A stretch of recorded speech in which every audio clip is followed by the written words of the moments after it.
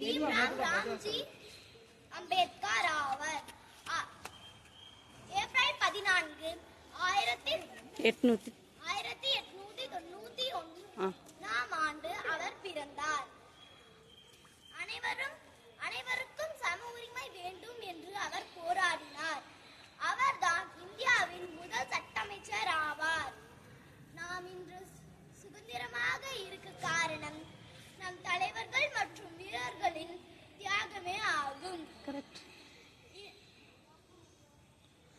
நாம் அனைவரும் நல்ல குடிமக்களாக இருந்து நம் நாட்டை பெருமை செய்ய வேண்டும்.